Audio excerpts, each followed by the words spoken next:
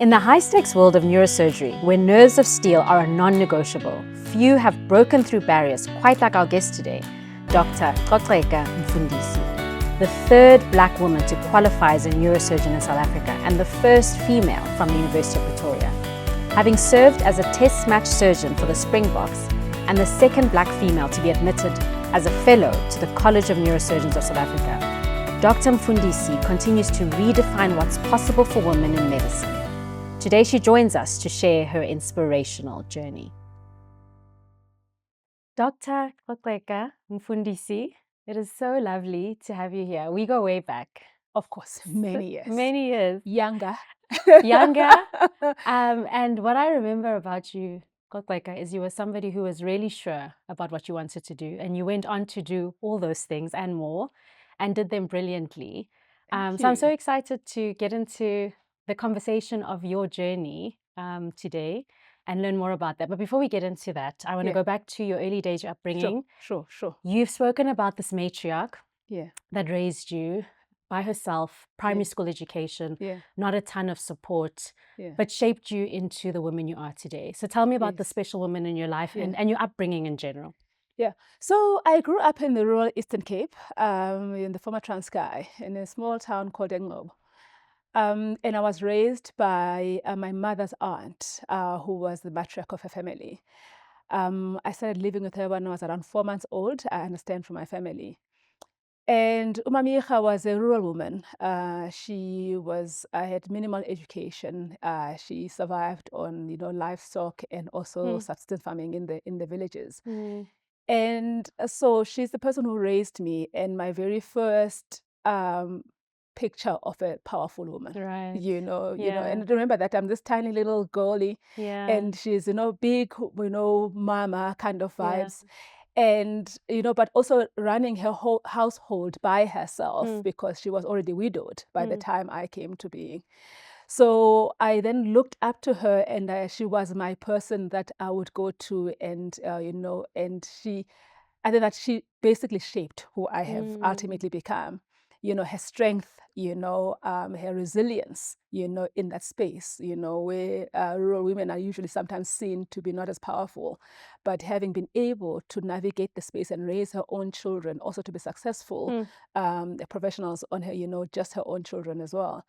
So that is basically where I come from, very protected environment, and also lots of encouragement, I was always seen, and I was known to be smart. There was no question in my home, about that. And I think that those things shaped me, and maybe the short that you saw at UCT, probably comes from this grounding of, never doubting me, and also always reassuring me. Of course, they did doubt me about domestic chores. They realized that I was not very strong there. And that was also made very clear, but I think that there was an alternative pathway, that, okay, if you go this way, you'll be fine, And Mamicha, how did she do it? I mean, just in terms of the means, she's a woman who has no partner. This is apartheid. This is rural Eastern Cape. Yes. How did she create a livelihood for you? And was it simple? Was it tough? Or did you feel like you had a comfortable upbringing despite the context within which you were growing up in? Oh, absolutely. I think that we had everything we needed, and we were raised to go with what we need, not necessarily just only what we want. And so she was, they were farming, so they were plowing their fields, and she had livestock as well, and we would get involved in that, so you have a role, you have to be, milking, sheep and milking the goats, so the smaller ones are, were milking the sheep, and then the bigger guys would then milk the cows. We would get involved when you're going out, to the fields, putting, the span together, the ox span together. So we would get involved in that, and no one would be spared, and everybody had a responsibility. And, I never grew up poor, I don't, I think that, there's a lot of things, what I call poverty porn, that I see a lot around, around the country, and the narrations around some Black people. But we were not poor. We had enough food. We had enough everything. And what we didn't have, we could, be creative, to make dolls, for ourselves, when we wanted to play with dolls, we were creative, making mud houses and all of that stuff, So I think I grew up with everything I needed as a child, to have a comfortable So it was a happy upbringing. There wasn't a sense of lack. No, not at all. Not at all. Not at all. We were, she was very strict. You knew that there were limits with everything, but there was not a matter of, you are not having it because I cannot have it, I cannot give it to you. But there's a matter of, no, we do not want to give it to you. Yeah. So people knew you were smart. Did you know you were smart? I learned it early. Okay. I learned it early.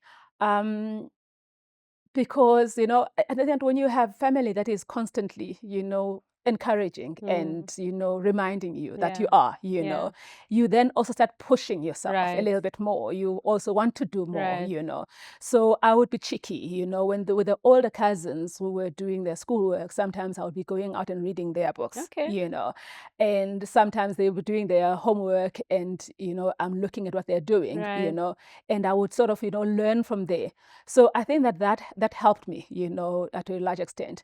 I think, my very first, I've told the story before, of the very first time that I counted to 100 without, stopping or without glitching, as call it.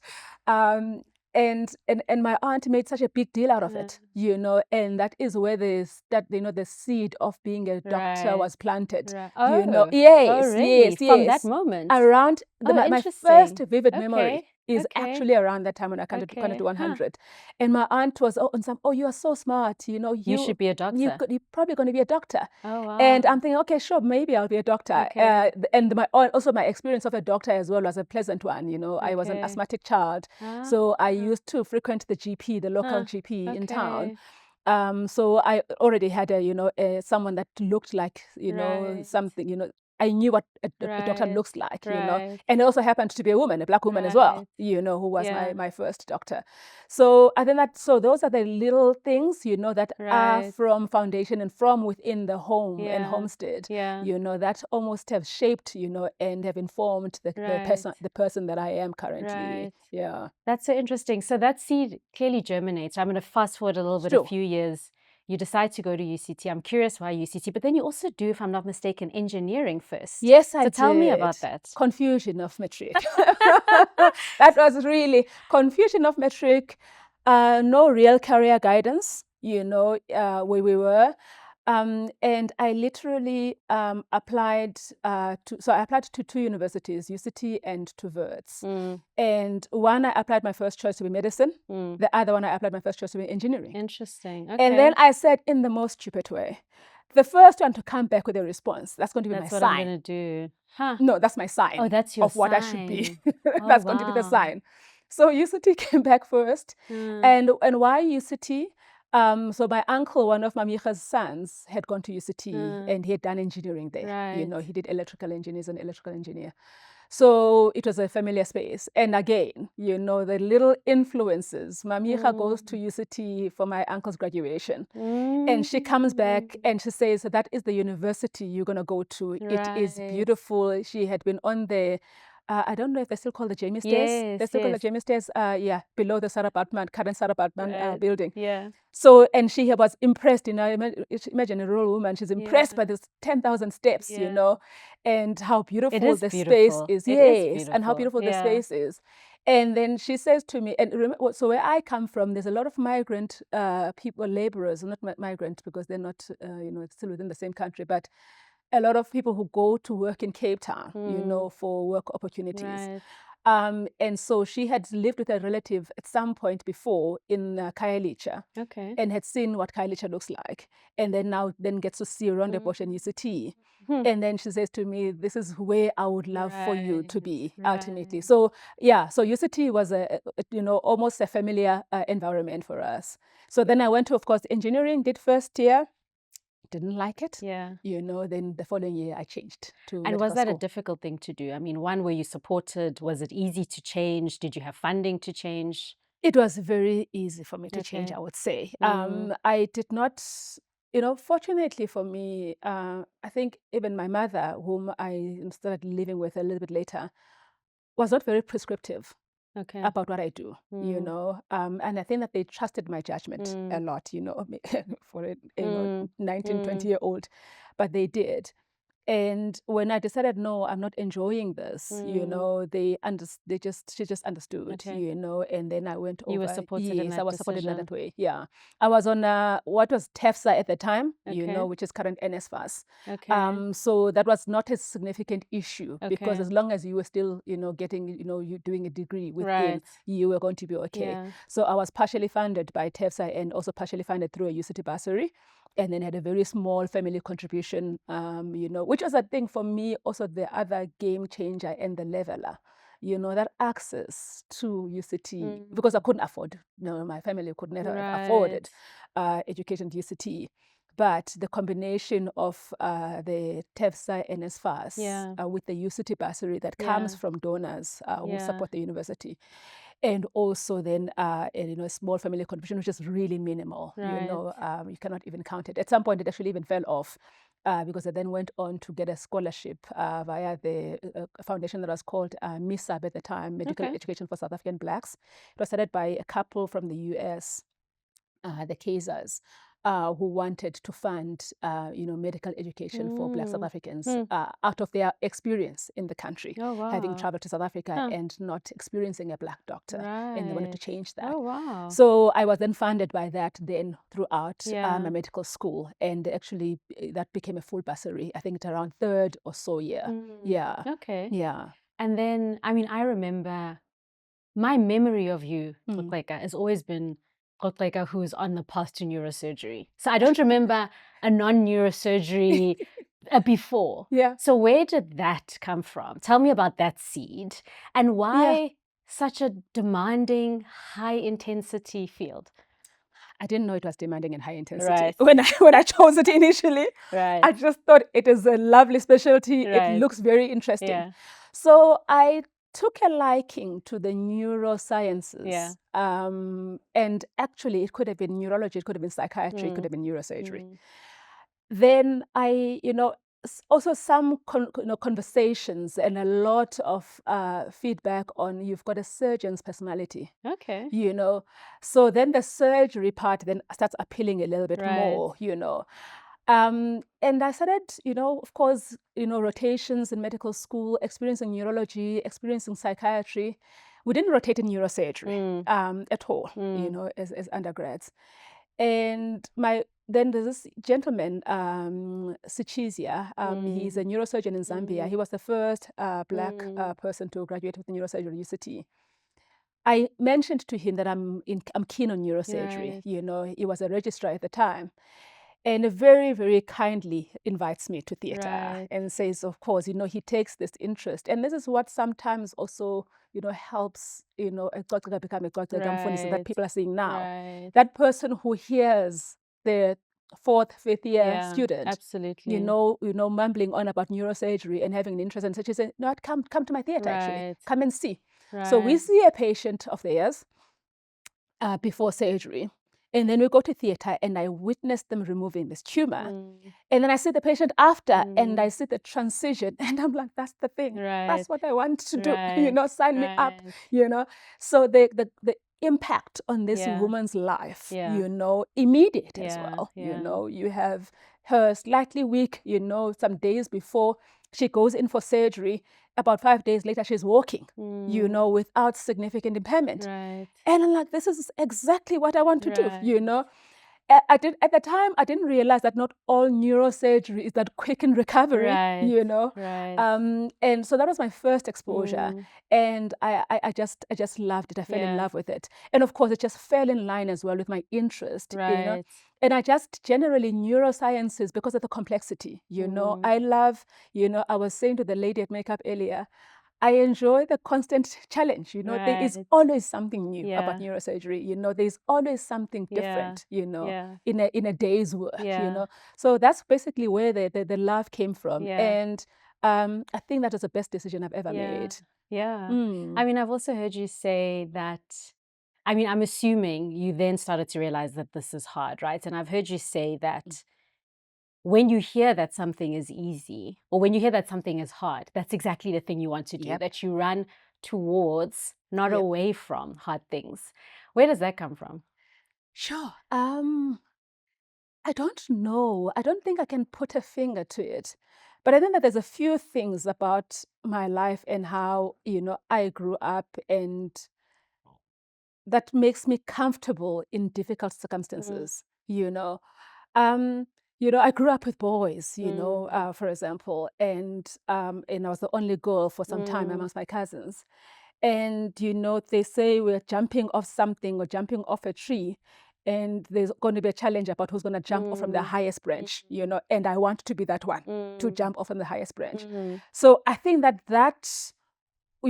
constant, and I think that's something that seems to be, and it's always encouraged amongst men, and amongst boys. So I was also trying to keep up with my male cousins, So I think that maybe that's part of what informs, how I'm always always wanting to sail very close to the sun, So I think that that's possibly what, but also it's just when things are harder and they're not fully worked out, it's exciting. It's exciting because there's something new. There's something new to discover. There's something new to learn.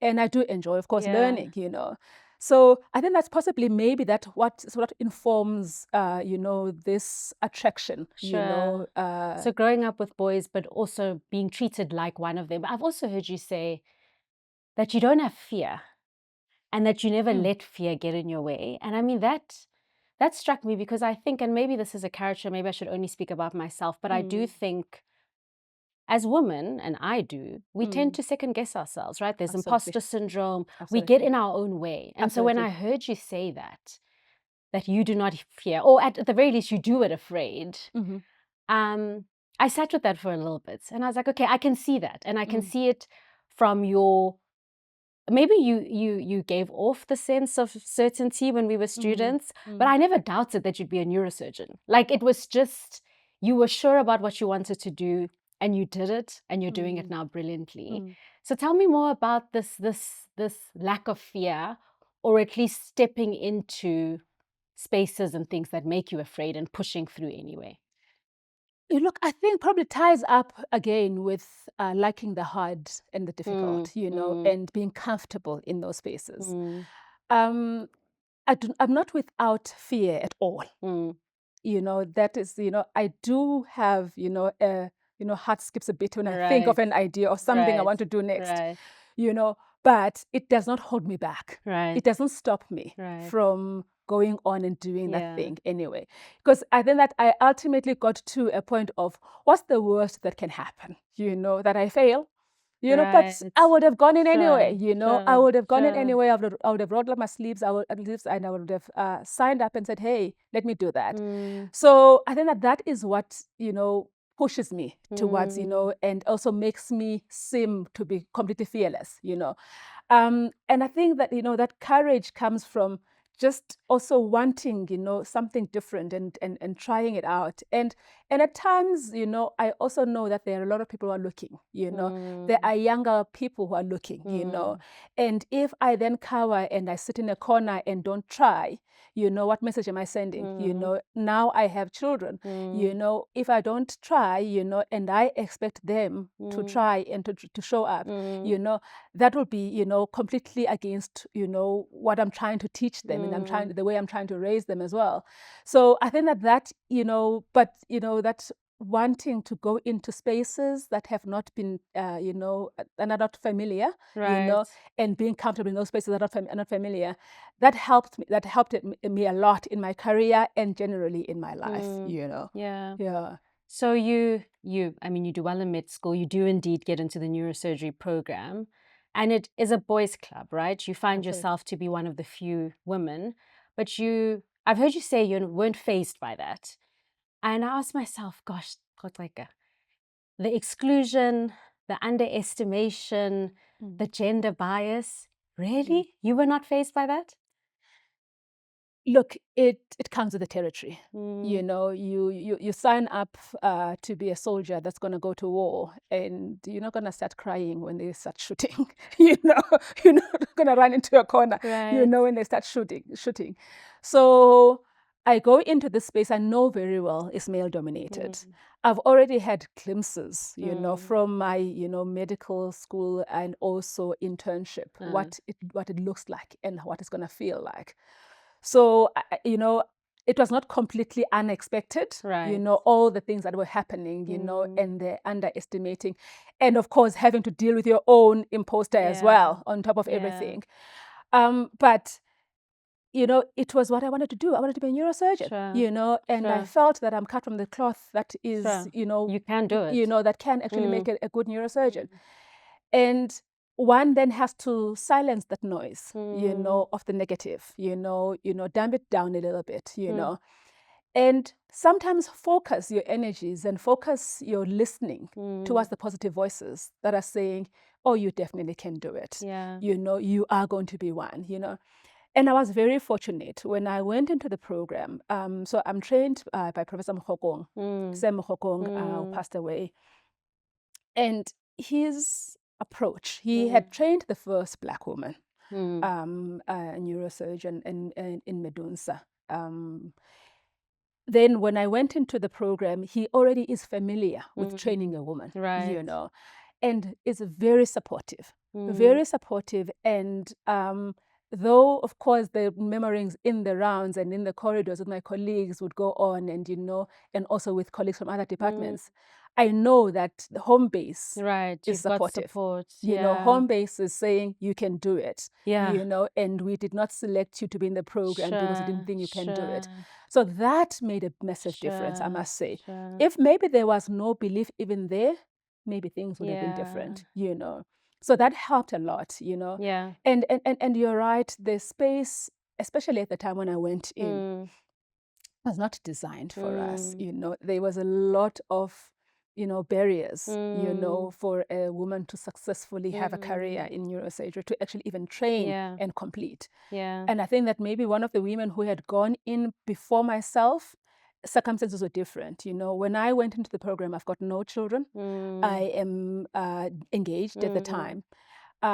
So there is less, you know, pulling me into the home front, and I'm therefore able to be in the workspace and not look like, you know, I am lazing around, or I am not able to do this because I'm a woman and I've got a crying child that I need to attend to, you know. So that helped to a certain extent. But, you know, things are slightly different now. There are women who are going into the program with children. There's some who are still struggling with, you know, resistance and programs that are not accommodating, you know. But so when I started out, I was that, you know, and then I had children in the program. I started having my first child in the program, and then went on to have more after I had completed, and wanted to, you know, fortunately then started seeing this shift in mindset, you know, even around morning meetings, you know. Why must I be at 7 o'clock, you know? Why must I be at 6 o'clock sometimes? Because if they're at that time, then you can't drop off any children. And some seniors in neurosurgery started changing that and said, no, we are not going to have 7 o'clock meetings. We're going to start at 8 because we must at least be able to drop off because our days are unpredictable, you know, and before you know it, the day is over and you haven't seen your children at all the whole day. So there are those barriers, you know, that you know, are man-made, and excuse the pun, you know, completely man-made, you know, that can, of course, be worked out of the system to allow more women to enter. I mean, it broke my heart to hear you say that you took a decision to not allow yourself to cry at work. And that kind of armor, it takes its toll, right? It does. Putting that on every morning, putting on all of that weight and, you know, I mean, you've spoken now about the woman who started and quit before you. So there's some small things like starting a morning meeting a little bit later. So parents and even men, not necessarily women, can drop off their kids at school.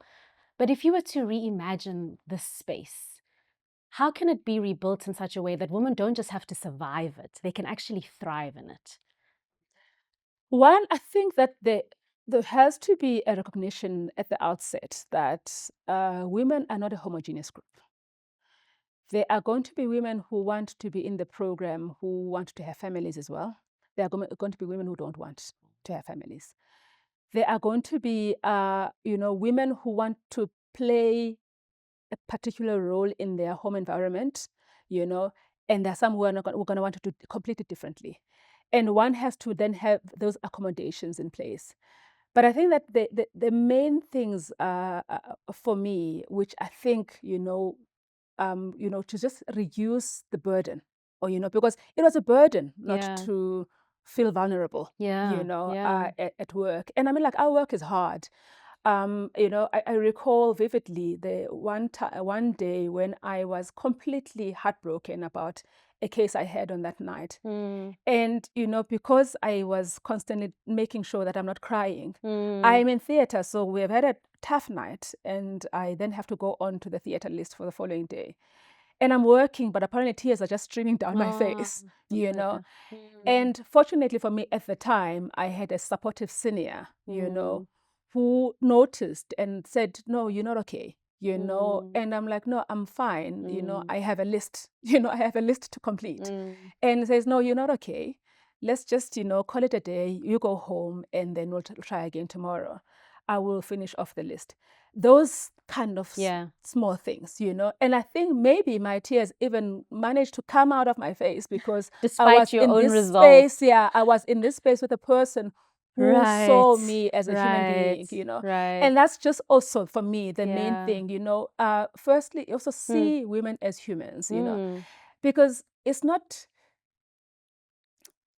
an easy environment to be in, when you are forced to put on an armor all the time and not be yourself all the time. We also want to show up just as us, And vulnerability isn't weakness. Absolutely. In fact, if I had a doctor that wept at my bedside, I'd feel like I wouldn't see that as, oh, I'm not safe. I'd see it that this is someone who cares. Yes. Right? Absolutely. But also that is not encouraged a lot, in our fraternity. It is not encouraged even from medical school, separate yourself from the patient, separate yourself from the case. One of my worst criticisms when I was an undergrad was that I got too emotionally involved with the case. One patient assessment that we did, and then of course we had to give a report, and I was told that actually the negative in that entire, case was that I was too emotionally involved. And I thought to myself later on, how can I not be emotionally involved? This is a child, who is dying, a terminal child. This is a family that is grappling with the whole idea of their child dying. How can I not have some emotion? How can I not feel something? So that has been also, I think, a weakness of the setup, where we are supposed to be strong and strong all the time, And sometimes we then have the same impatience with patients when they are feeling weak and feeling vulnerable, sort of, no, get out of bed. No, you need to just push, So we need to, allow that softness, that humanity to return, and also to manifest itself in the space. But also the other things, and particularly, when it comes to women, you need to make some practical changes, some practical accommodations. If, for example, in a program, you have got a slot for 3 registrars, you need to be aware that in that period of 4 to 5 years in that program, that registrar might get pregnant and might have to take 4 months off. That 4 months off should not feel like a burden on others because they start resenting this pregnancy because there's this person who's taken time away, and now we are having to fill in their slot, and work more than we usually would have. And already, especially in the training programs, the hours are grueling. Are already crazy, they're already crazy. Now you make it worse, and you then have this resentment within the team as well. So I think that those are the things, that structural changes that need to be, implemented, and one has to consider that. There are some programs as well that have done some, extended time, that you don't have to complete within 4 years. You can do within 6 years, because we're having these accommodations and knowing that you may have to take time off for childbearing and not have to postpone childbearing to a later age when also fertility becomes a problem and all the things, the challenges that come with later childbearing. So there are some practical changes that have to be made, but the persons who are leading, the departments need to be aware, and they need to be deliberate, and they need to actually be saying, we want to make this balanced. We don't want this to be a boys' club anymore. We want this to be a career where people who can excel in it can enter it and thrive in it as well. You know, because it's also, once you've entered, sometimes even thriving becomes a difficulty. You know, because then there is, you know, other barriers that are coming up, you know, as you are going, you know, with the program. You know, so there's a lot of deliberateness that needs to come, you know, and sometimes this is where sometimes rules and maybe even laws help, you know, to say, no, we want this number, you know, we want this balance, because it forces the change. The system to change. Yes. And also, once you put women in there, you then see that they're actually capable. They can actually operate. They actually can care for this patient. Absolutely. And what I loved is reading or hearing that you found sisterhood in unlikely spaces, that it was the nurses who were cheering you on. And I love that. It's so beautiful, right? Because I think sometimes even as women in the C-suite or whatever, we forget that there are sisters all around us, perhaps not necessarily at your level, not necessarily training to be a neurosurgeon, but they're there and they're rooting for you. I mean, I can think back to many nurses that have, you know, as a junior doctor, like, no, not doctor, it's not that one. You know, put that down, what are you doing? And I love that you also lent into that, right? Because you could have been, no, I'm not one of you. I'm a training to be a surgeon. But yet you allowed yourself to be carried and supported by the women who were around you and were rooting for your success. Also remember that my very first exposure to anyone in healthcare was actually nurses. My aunts were nurses. And the people that I look up to, the one that I refer to, counting to 100, she was a nurse. You know, she was a psychiatry nurse. And so when I interact with these women, I'm not interacting with them as though they are lesser than. And if you want to be a doctor, and if you want to be a good doctor, you need to be smart around how you manage relationships with nurses in the hospital setup. 100%. They can save you. They can save the patients from you. You know, they have seen it all. They have done so much, and if you want to learn, you just sometimes need to just lean into them. You know, they will help you along. I recall, like, my very first call in the neurosurgery ICU as Steve Biko. I mean, it's intense in terms of monitoring. You know, the 10,000 things that are on the bedside of this patient, and things that are popping out of the head, others, you know, arms and everything. And to make sense of all of that, I just would be sat down by one sister, Bongi, who was an experienced sister in that ICU. And she showed me the different ways, you know, this is that, this is monitoring that, you know, this is what they usually do. So then I go away and like, okay, now I'm going to read, you know, about the ICPs, you know, intracranial pressures, and see, you know, what gets adjusted and how it gets adjusted. But she's already given me the little practical, you know. So those women were everything, you know, Abosis Jabu, you know, Sister Mimi, you know, Eunice, you know, a number of ladies that were in that unit. So at the time when I'm in the program, remember, I'm the only woman for the longest time, you know.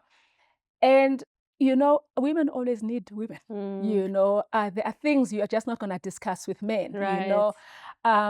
If, you know, I'm having, you know, one of those days when I'm having a little bit of a period pain while I'm at work, I don't want to be discussing with my male colleagues, you know, but the nurses, you know, they can, you know, and also they'll give you tips on what to do, you know, what you can take, you know. So they were absolutely critical to my training and also my ultimate success. And they rooted for me. Those women were cheering for me, you know, every single day. I can imagine it was a thing of great pride for them, right? Look, they remember that they are coming from, many of them are older nurses.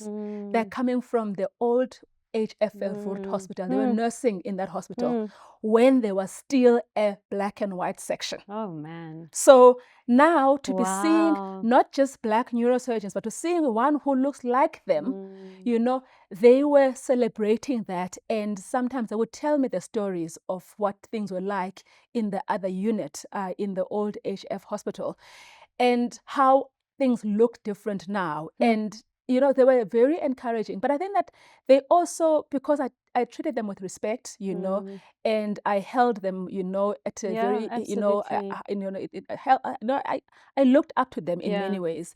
They reciprocated that respect number one. And then also they never felt less than, they wanted me to win in my own path, because they were already in their path. And also remember that these are women who would have otherwise been neurosurgeons had things been different, in the country. So they are very smart women who know that they are smart. And that's one of the things that I think I was fortunate in, and I'm actually still able to use even now, recognizing, people's talents, and also harnessing it sometimes, and sometimes encouraging and sometimes forcing it out of them. Because sometimes some people are going to want to sit in a corner and not want to be seen, not want to be visible, because they're just comfortable in their corner. But sometimes we encourage it and just like, what, come on, what we're doing here.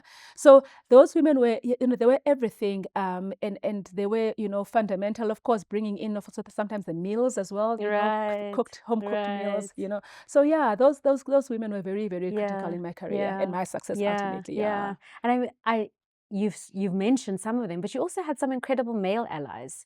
And that's necessary, that pragmatism in spaces where you are the first. You do require men to champion and support you. So you've spoken about the famous Professor Mokokong. Yes. You've spoken about Dr. Coceka Mfundisi, and then of course the late Bongani Mayosi, Professor Bongani Mayosi. Yes. So tell me about the men in your life and the role that they played, because I do think particularly in these spaces, they are indeed special men that require a shout out for the support, for opening and holding doors open. I mean, I think I've heard you say that Professor Mokokong went as far as to even encourage you to start a family. Absolutely. So tell me a bit about these male allies. Kabano, you've got to sometimes know your station and know the environment you're in, and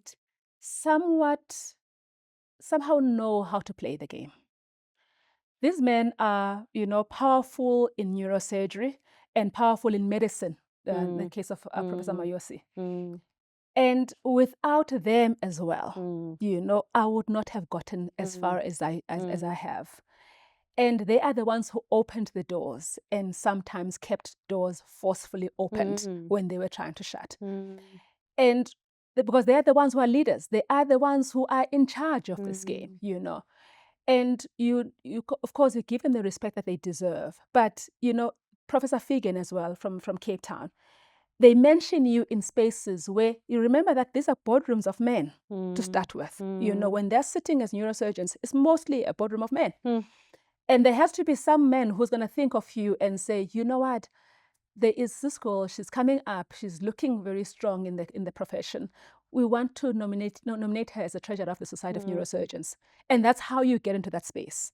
I didn't get into that space because a woman, was championing, but there was a man in the room, who mentioned my name in the room. And even so, the Mayosis, Professor Mayosi, when I was looking for a place to train, he's the one who said, go to Pretoria, I'm going to call Sam.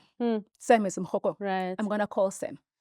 So those are the people who also just, started, but also they tend to have their very own interesting stories. If you ever interact with them, I mean, like Professor Mkhoko had daughters, had 3 daughters. And he had strong matriarchs in his own family. He has got strong women within his own family. So it is not unfamiliar to see a strong woman, Probably the same thing can be said maybe about Professor Mayosi, I think that he also had daughters. So they're also very, they know the space, number one, the space of medicine. They have an idea of raising daughters and knowing that they have got no serious limitations in terms of ability. So those have been very, very important, and those champions are critical to one's career. And you should also just always think of them, when you are trying to ascend and trying to grow, in your career. And they still hold my hand even now, Sometimes I still have, there's Professor John Omer here in Joburg, when I have got a tough operation, I would call and like, can you join me in theater? I've got this, I think it's going to be challenging. And they gracefully do that because I also give them the space. Absolutely. And you, of course, also have a very special male ally in your personal life. You've spoken about your husband and how he's played a key role in your journey. So tell me about that partnership, how the two of you have navigated, because he's been there through it all, with you. But also, Coceka, for a young woman, on the dating scene, how did you know, with the ambition and the determination, that this was a man who would not be threatened by your ambition, but rather would be somebody who propelled and encouraged you. So how did you see that, no, this person's not going to stand in my way and is not going to hold me back? Because I think for many women, like the young you, yes, it's sometimes the partner that derails the career, right? So tell me about your husband, but also the journey and what are the clues, the tips, what are the signs? I wish because those are the men we want in our lives. Yep, I wish I had 5 steps to marrying the best, My husband is, is a chilled guy. He's got a quiet and calm demeanor, right? And a quiet confidence. Okay. And anytime I come home with another crazy idea of what I want to do, he just smiles. He just smiles, sometimes shakes his head on some, oh, there you go again, But he never tries to talk me out of the craziest, ideas.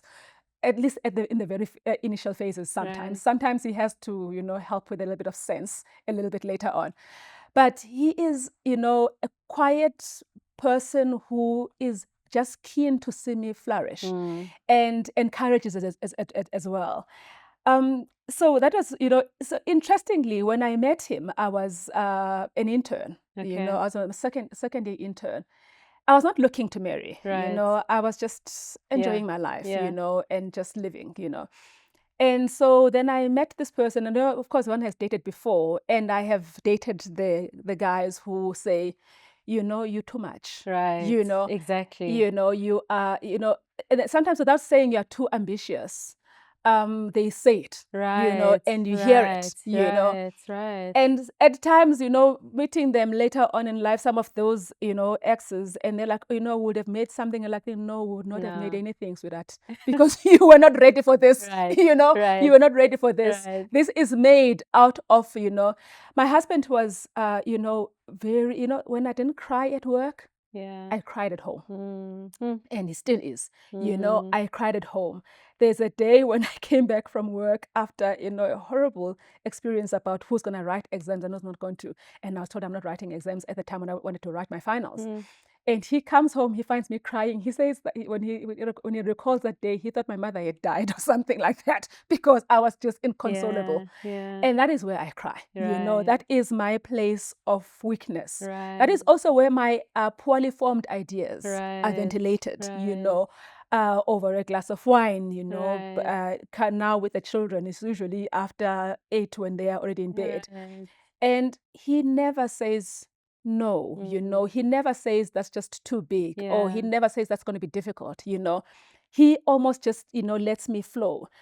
And I recall once when, in the beginning of the program, the training program, it was really tough, and I had a conversation with him about, this is just too hard.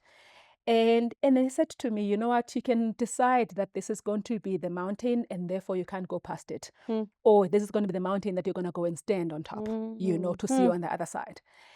And he said, whatever decision you make, it's your decision, and I'm just going to be supporting you, And even at the times when I have failed, because I have failed in some things before, he is there, as a constant supporting partner.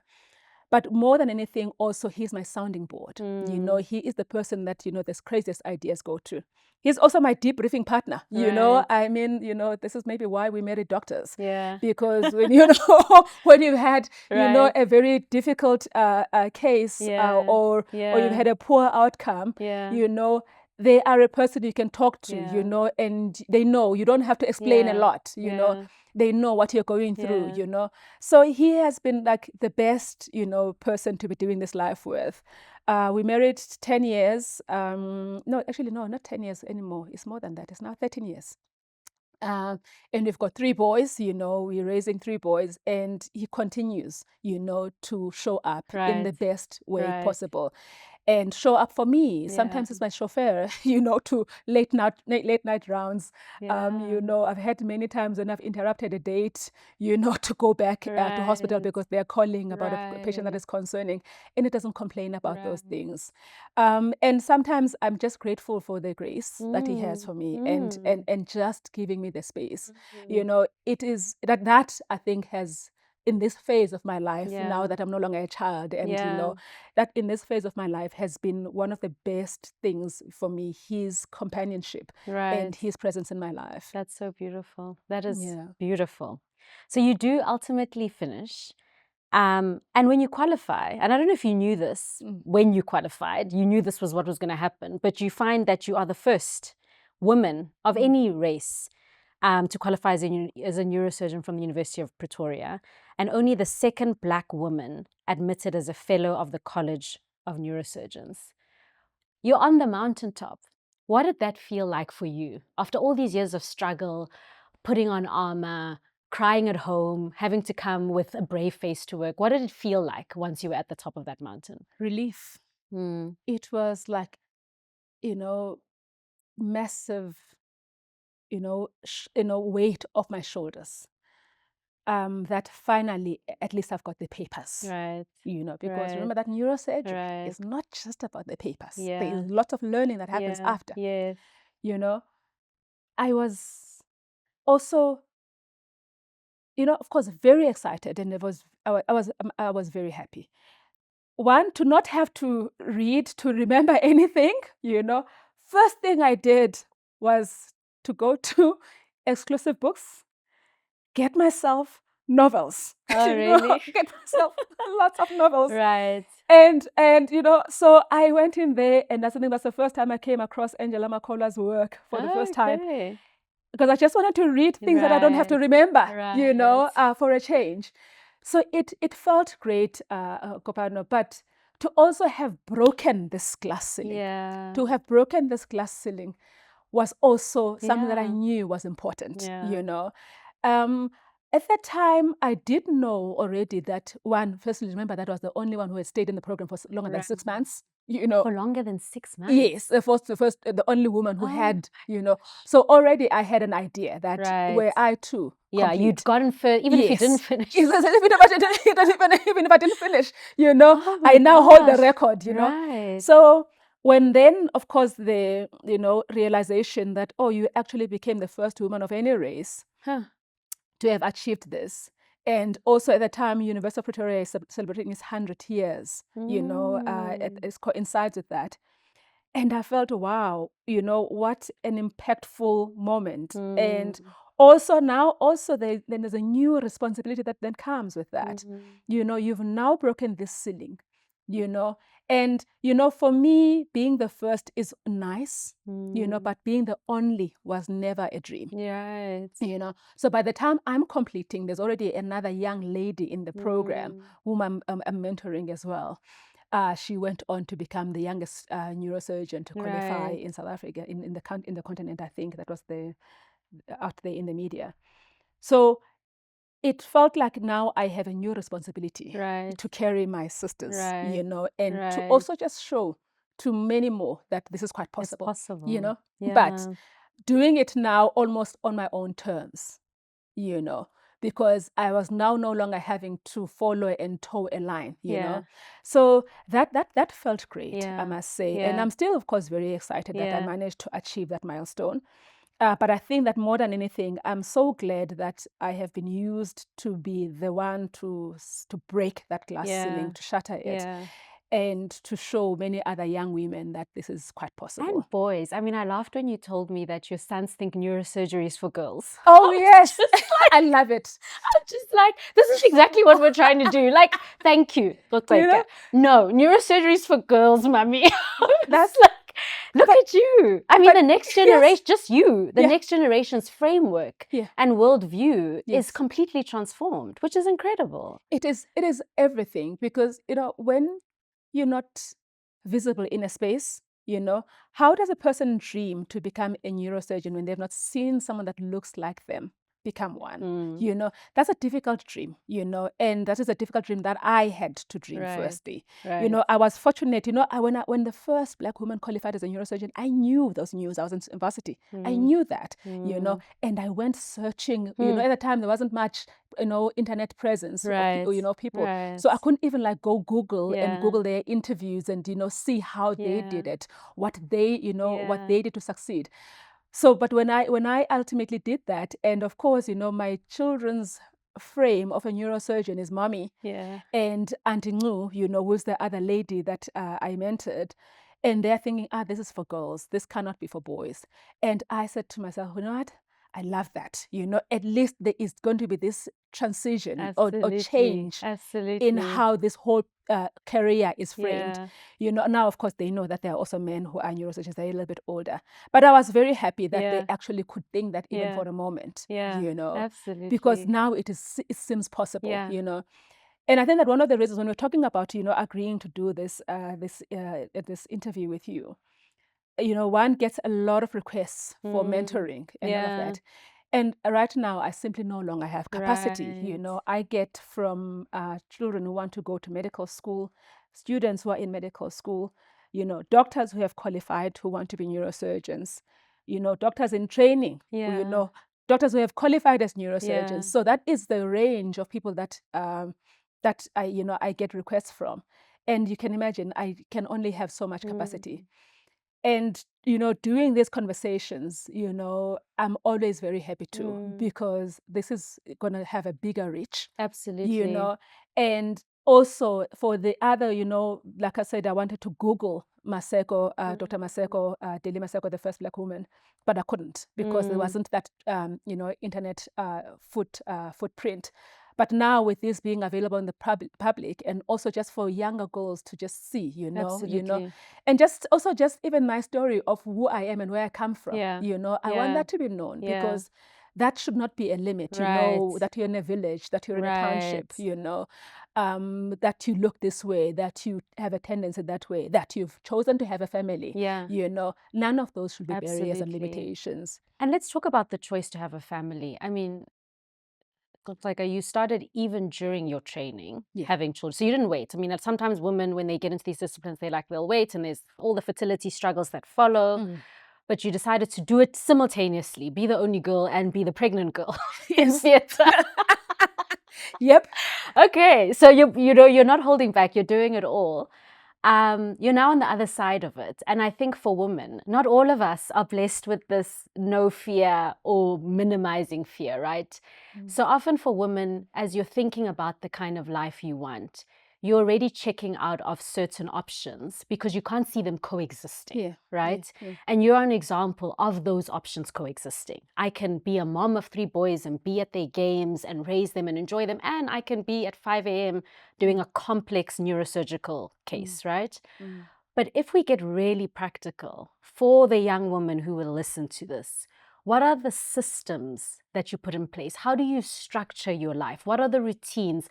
What does the behind the scenes of the Coceka show look like that enable both the motherhood and the thriving? I mean, not only do you have a thriving practice, you also have served at Springbok, test matches. I mean, you are living a full life. So tell me what those systems and routines look like that enable all of this. An entire village, an entire village exists to support me as well, and not just to cheer me on, but just practically.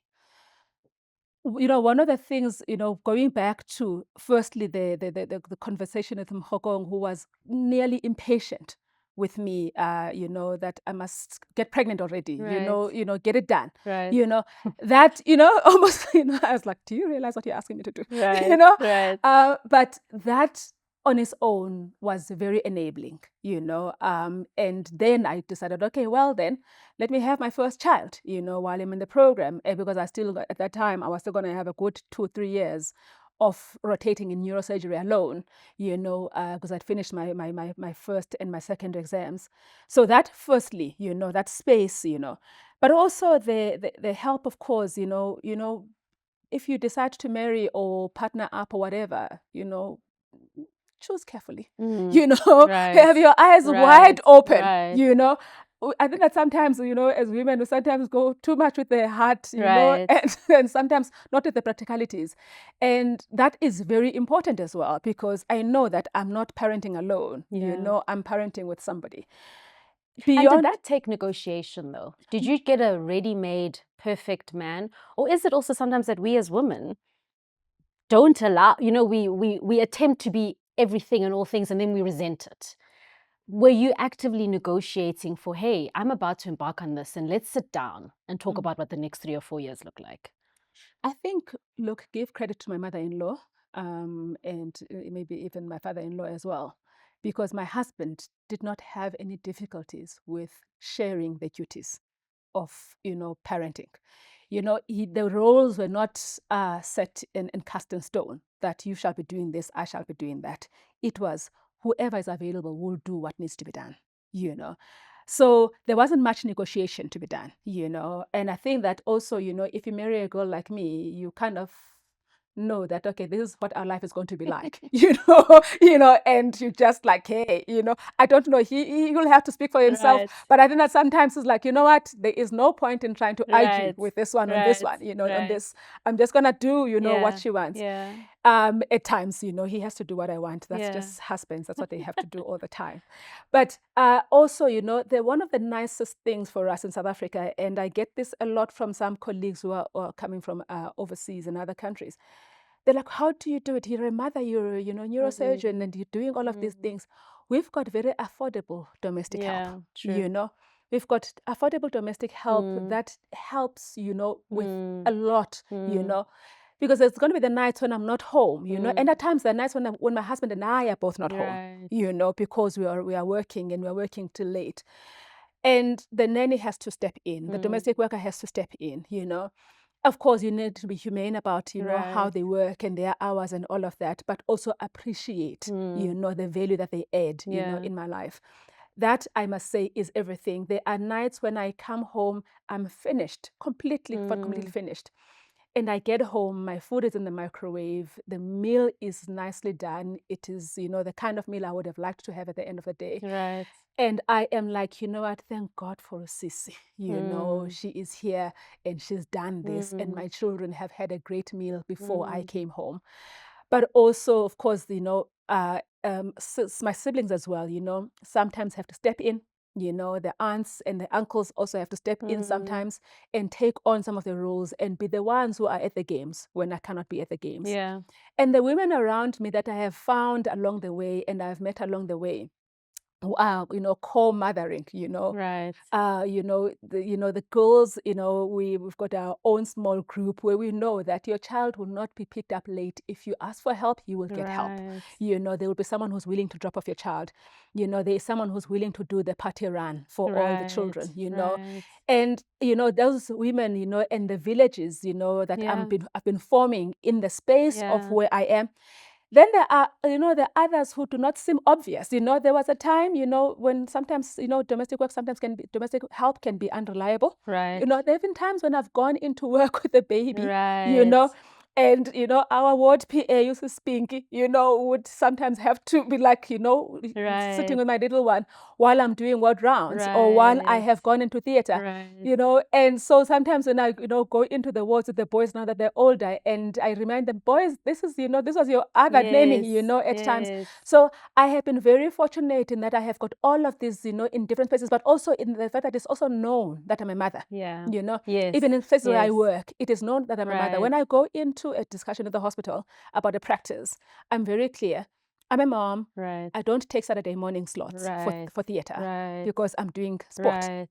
I am watching one of my kids at sport.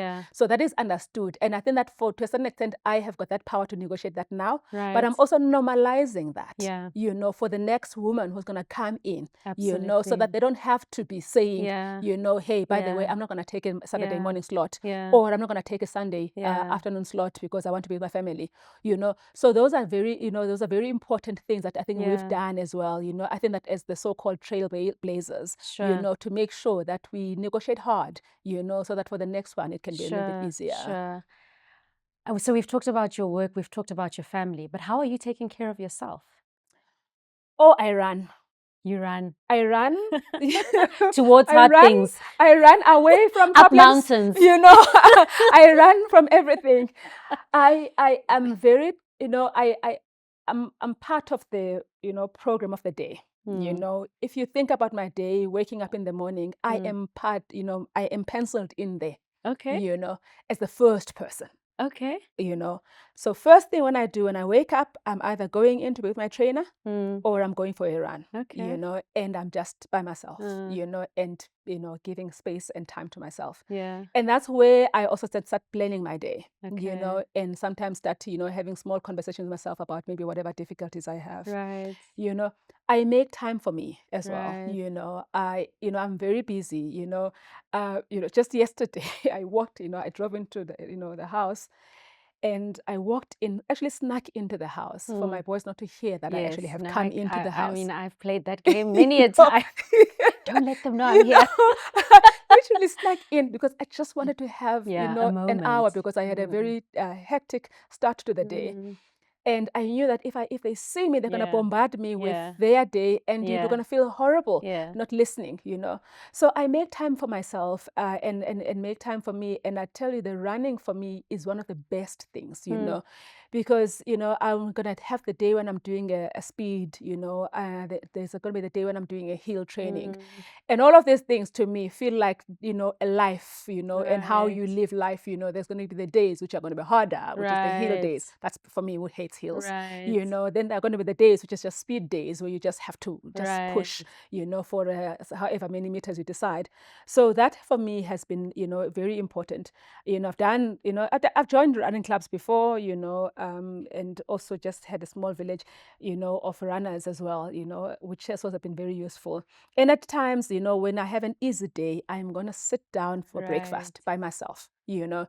And those, you know, sometimes I'm just looking forward to going out, sitting at my preferred location, you know, by myself, having a nice breakfast, you know, and having a nice coffee with my phone away, you know. So that has also been very important. But most importantly, I'm deliberate even about me. You know, I pencil myself into my day. I love that. I love that. And I'm curious what's next for you, Coceka.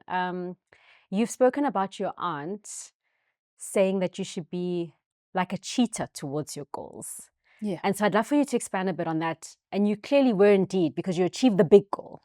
But what are you like a cheetah behind now? You know, right now, a lot of what I do is informed by my work and my experiences, you know, and trying to be responsive to the world I'm within. Not just like, you know, my own singular goals that are just Right. only in my head. Right. And I've been having these conversations and a lot, you know, about, you know, access to healthcare and access to neurosurgery.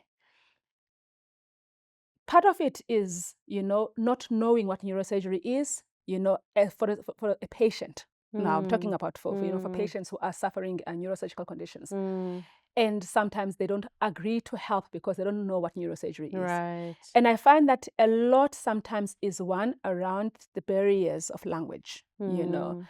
And I look forward to a time where a Black rural woman understands what a pinched nerve is, you know, and understands what decompression is, you know, for the pinched nerve, or understands instability of the spine, you know, why they are suffering the pain they're having. Right. One patient I operated on about maybe earlier this week, says to me, you know, doc, I ran away from this operation. I was in Durban before. This is a patient who was coming from the Eastern Cape. And I ran away from the surgery. And the reason why I ran away is because I went in there telling the doctors that my thigh is sore and they wanted to operate on my back. And I said, no ways. I am not complaining about my back. I'm complaining about my thigh. Right. And she says to me, when I then came to see you and you explained to me the link between my lower back and my thigh, and then all the other things, you know, that I was experiencing and actually almost naming them before I could even complain about them, asking, you know, leading questions at times to elicit, you know, what exactly, you know, is where the problem is exactly. So when she said, when I then had that understanding, you know, then I understood why you want to operate my spine. And this patient went on to do very well, you know, because even the consent, and I get to the bedside just before the operation, I ask, did you read your consent? My consent is long. And she says, you know, doctor, it's going to scare me, you know. And I said, I understand, yes, it can scare you, but you need to know what you're going into theater for. you need to know what can happen, because when these things happen, because sometimes adverse events will happen after operations, but when a patient knows and expected them, they're actually able to deal with them better. They're able to move a little bit better, and they heal faster, and they get mobility better. So I've been having these conversations also with some colleagues to say, is medicine and medical conditions, are they translated well enough for everybody to understand, and everybody to feel that they have got access, to care? And this also again goes back to my upbringing. My aunt used to make a joke about how sometimes they would have a rural woman who comes in and explains what they're suffering, and sometimes they would make they would explain in a way that only a certain culture would understand. Right. I'll give you one example. One young lady came to my rooms and she says to me, Doc, I'm so happy, firstly, that I'm seeing a Black doctor, because now I'm going to just tell you what is happening to me. Right. I'm like, okay, sure, I'm listening. Like, this is interesting. It's going to be interesting, And then she says to me, you see, when you are there's a voodoo doll and they're busy bewitching you, and the doll is there and they keep pricking on the arm to make you feel pain. That's what I'm experiencing. It's like somebody is there and they are busy bewitching me, and they just keep pricking in this part of my arm. And then I experience this pain that shoots down the arm. When she said that to me, because I have an idea of what she's talking about from a cultural point of view, I now could, put that in this is actually a pinched nerve in the neck, and she's got radicular pain, going down her arm. And so she said to me, and so then I do her MRI, and of course, we show her the big disc and everything, and then we operate, and then it's all gone afterwards. And she says, I was so happy I could just tell you like that, because I didn't know how to explain what is wrong with me, because I don't have anything that you can see on my arm, and I can't quite, pinpoint where the pain is, But if I explain to you about the doll, at the Inyanga where they're busy bewitching me, you understand that. So I think that for me, that access, that ability to go and see a doctor and explain things, one, in your language, if possible. If not possible in your language, but still be able to link your own language with what is, the medical language. Absolutely. When you're taught in medical school, remember that our teaching was premised on a 70 kg man. You remember that. Everything was worked out. The drugs were worked out around the 70 kg man, Okay, got you. Yes. And that is stemming from research, because, and those are, patients who were a particular group, but they're not making space for other patients. So you want everybody to be able to express themselves, Of course, they may have to, because we have multiple languages in this country. They will have to still at some point, interact maybe in English or whatever. But you want them to actually have the language and be armed with the language, that what it actually is. When you are saying the voodoo doll, this is actually, what you say to the doctor. And also patients who know and understand their conditions make better decisions for themselves. And also are able to advocate for themselves. Absolutely. I told you the story earlier about my husband having had a stroke. And what was very helpful for us, and what was, the game changer for us, was the knowledge of medicine, because I could advocate for my husband from the ambulance, where the ambulance takes him, to the point where he's in casualty and the physician is called and it doesn't fit the picture of a person with a stroke. But I could advocate and say, no, this is not a conversion disorder, because this is how a conversion disorder looks like. Of course, I'm a neurosurgeon, and therefore I can explain neurology very well, But that advocacy was very important for him. And I also still, I enjoy patients who Google, I'm sorry if I'm going to offend some colleagues. I like patients who Google because they know a little bit more. I am able to explain things coming from a context.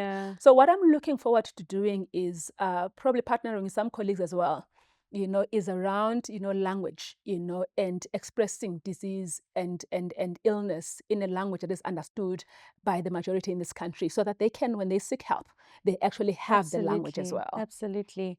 And I think this is exactly why representation matters, right? That it's not only that you're a woman, that you're from rural Eastern Cape, but that you understand culturally, and that people's healing is more than just a diagnosis. It's my understanding of my worldview, how I got here, my religious beliefs, my cultural beliefs, and a doctor who can hold all of that and heal me with all of that, all of me as part of that treatment plan is incredibly powerful. No, it's everything, Kopano. You take even the context of, people who go to alternative, in the context of South Africa, of course, they go to Inyanga, and they've come to me and they've had a scan and I can see the tumor, but they still want to go to the Inyanga.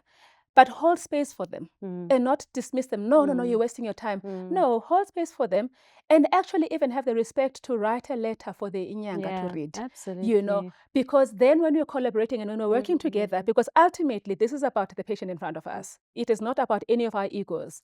Maybe the neurosurgeon wants to remove the tumor and, claim the glory, or the Inyanga wants to do their own treatment maybe and claim the glory. It's not about any of us. It's about what is going to work for this person. And I also understanding and holding space for people's spirituality and the role that it plays in their healing, that perhaps this person doesn't necessarily know that they think they're going to be cured at the Inyanga, but they do need to go there to satisfy something spiritually for them before they go into theater, before they have surgery. And so those are very important, dynamics which are unique in our setup. And I think that which are actually fascinating and exciting, and just present us with, Hokong used to say, if you're not humble, be a neurosurgeon, because neurosurgery will humble you, And that humility to know that I have a limitation in terms of what I can do for a patient. And there are other players, who can assist and who can do better for this patient. And of course, seeing them within the context of their community as well, where they're going to come out to, So that is very important. So those are the things I am looking forward to, to doing, but particularly around specialized care, because I think that's been done with general medicine, and all of that. But, when we're needing heart surgery, where do you reach out to if you're a person coming from, Hamaja, somewhere in Limpopo, and you want to understand what is going to be done to you, who do you, listen to, and it might be helpful to have it expressed in your own language, what they're going to be doing when they're changing, when they're doing your valve surgery or doing your coronary arteries or whatever surgery, will be done.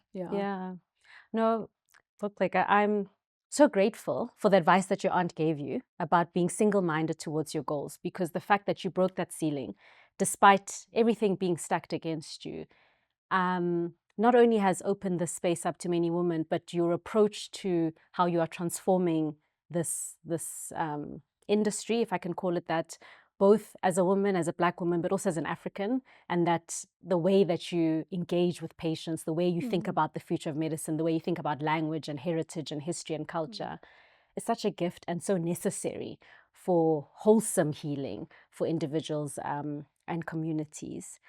But I am curious if we look back to the young Coceka who didn't know that you would be at the top of the mountain and was really just intimidated by that mountain, just trying to get through a day in theater without crying.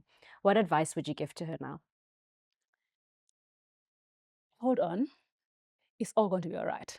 It's going to work out perfectly fine, but just hold on. I think that, if that is something I'd always known, I would have moved with less anxiety. Right. I would have possibly enjoyed the spaces a little bit more, even training, I would have taken a little bit more, opened up myself a little, So that is really, I think that ultimately, all of us, we are looking to land in a safe space, And if I had known that as a little girl, that it'll all work out, I think I would have moved smoother. Yeah. And then finally, if she was to be able to look forward and catch a glimpse of the you sitting here today, what do you think would surprise her the most? Woo, surprise her. I think maybe the bravery would have shocked her. Maybe the bravery would have shocked her because, maybe she might have been a little timid, and a little, unsure of herself as well, But I think that the bravery to just go in there and to just show up in spaces would probably have shocked her, And perhaps even, the comfort with owning a space, Yeah. you know, also probably would have shocked her because, you know, I think that she may have been more a girl who's like, you know, I'm very fine flying under the radar, Right. you know, Right. and now being, you know, propelled out there like that, you know, might have been like, whoa, well, Yeah. that's different. Yeah. Yeah. Yeah. Well, thank you. I cannot wait to see what you do next. You are such an inspiration, Coceka. Thank And you I so have 2 much. daughters. I have a son as well. But I am grateful that there are women out there, women that look like them, that they can aspire to, that have done the hard things, that have opened the doors and shoved them open, and that their paths will be a little bit easier. So onwards, and wishing you everything of the best in all the many exciting chapters that lie ahead. Thank you so much, Kopano. And I think that one, of course, very humbling to be called into the space and to be asked to share my journey. You know, it excites me, of course, but also very humbling. So thank you for the opportunity, and thank you for the space, and thank you for opening yet another door. Thank you. You know, it's been my privilege.